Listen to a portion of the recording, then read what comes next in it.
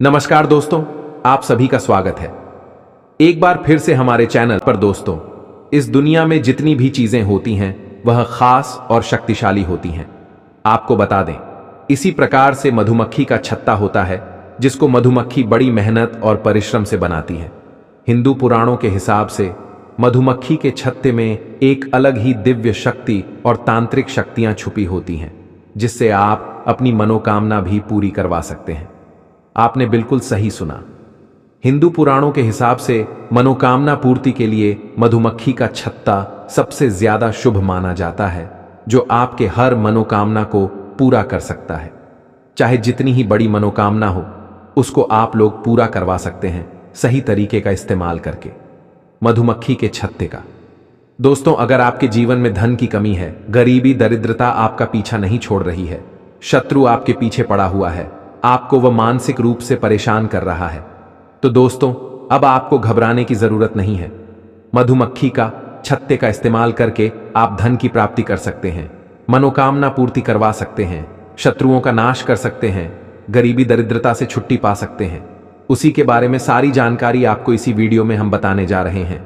मधुमक्खी के छत्ते से जुड़ी हुई वह तांत्रिक प्रयोग कभी भी खाली नहीं जाते हैं, जिनको सही तरीके से किया जाता है। निश्चित ही कितनी ही बड़ी आपकी समस्या हो, कितनी ही बड़ी आपकी दिक्कत हो, सबका निवारण आपको मधुमक्खी के छत्ते से मिल सकता है। दोस्तों, आज आपको मधुमक्खी के छत्ते के बारे में वो जानकारी और चमत्कारी गुण पता चलने जा रहे हैं जो आपको पूरे ब्रह्मांड में कोई नहीं बताएगा, लेकिन हमारे चैनल पर आपको सारी जानकारी मुफ्त में मिल जाएगी।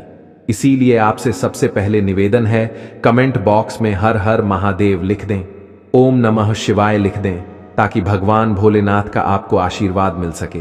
वीडियो लाइक कर दीजिएगा और चैनल सब्सक्राइब कर दीजिएगा। दोस्तों, हमारे चैनल पर हिंदू पुराणों से जुड़ी एक एक जानकारी स्पष्ट रूप से लाई जाती है। अगर आप भी हिंदू पुराणों के बारे में एक एक जानकारी जानना चाहते हैं, चैनल सब्सक्राइब करना मत भूलिए। दोस्तों, सबसे पहले एक बात जान लीजिए, हिंदू पुराणों के हिसाब से मधुमक्खी के छत्ते में माता दुर्गा का वास माना जाता है। माना जाता है कि माता दुर्गा का वास मधुमक्खी के छत्तों में होता है। मधुमक्खी के जो छत्ते होते हैं वह मधुमक्खी बहुत मेहनत परिश्रम से बनाती हैं। इसमें लाखों मधुमक्खियों की मेहनत लगती है। अब आप एक बात जान लीजिए, जिस जगह दिव्य शक्तियों का वास होता है, मधुमक्खी छत्ते अपना वहीं पर बनाती हैं।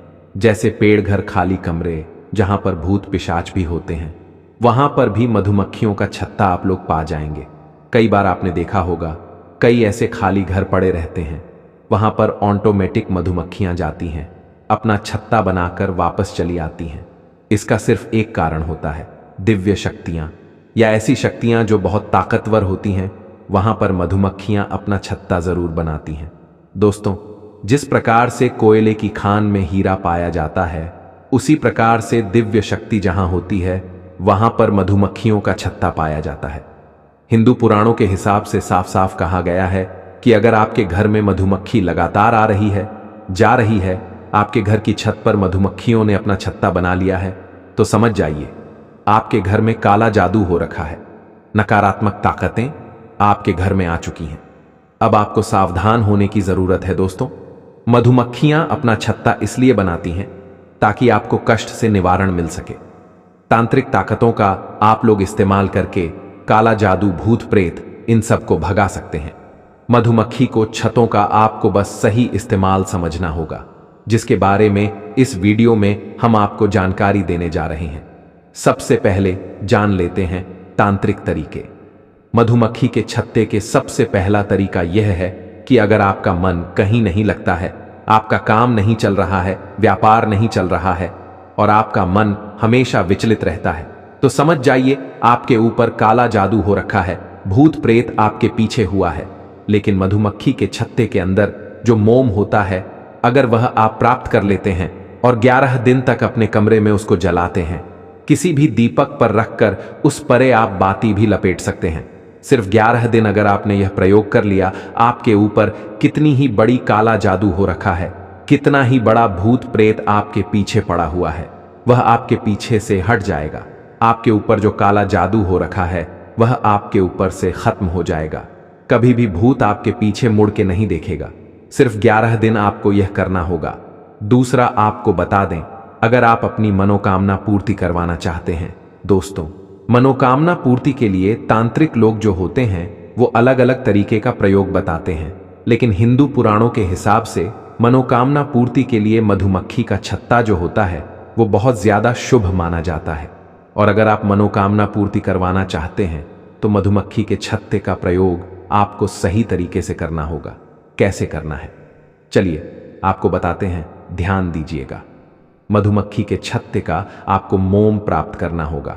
आपको किसी भी पीपल का एक पत्ता सिर्फ लेना है और मधुमक्खी के छत्ते से जो आपने मोम प्राप्त किया है उसको इस आकार में लाना है कि आप पत्ती को उसमें फंसा सके।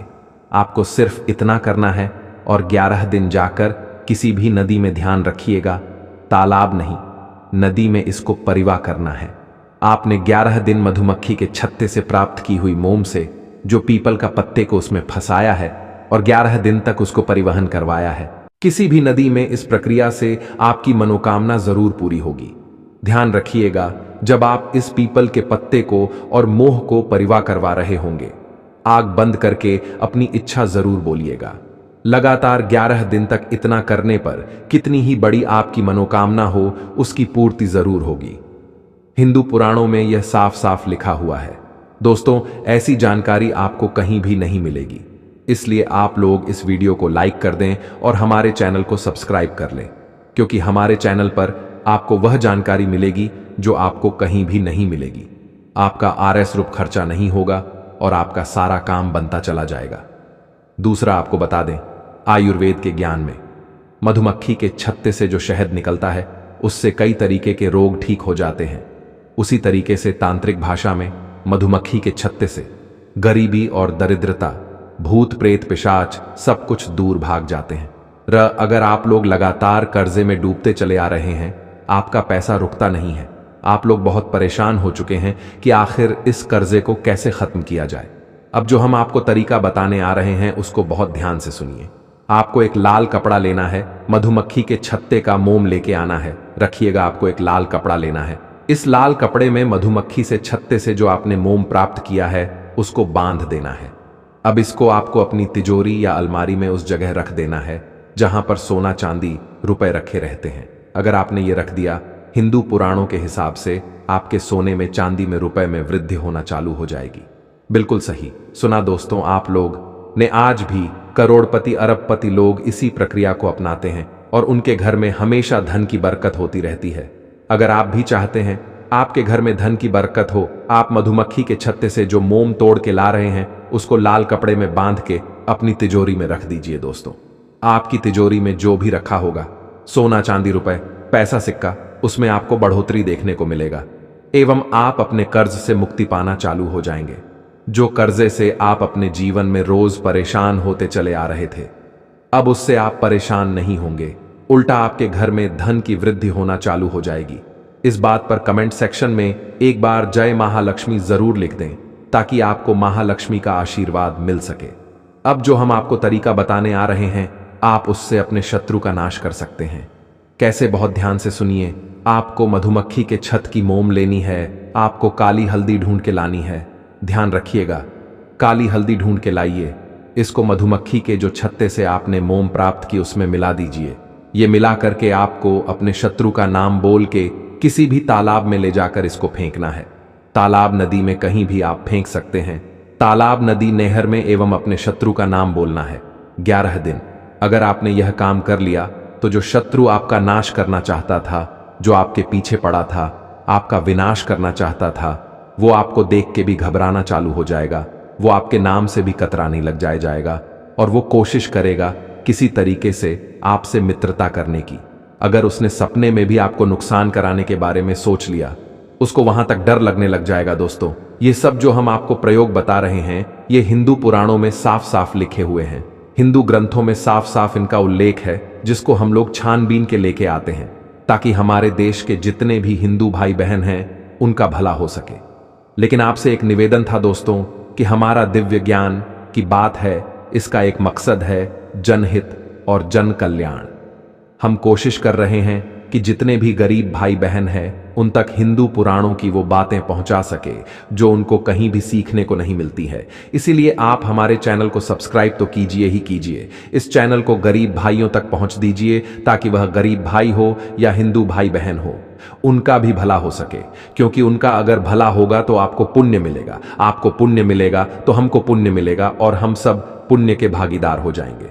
दोस्तों, कमेंट बॉक्स में हर हर महादेव जरूर लिखिए और वीडियो लाइक करना मत भूलिएगा।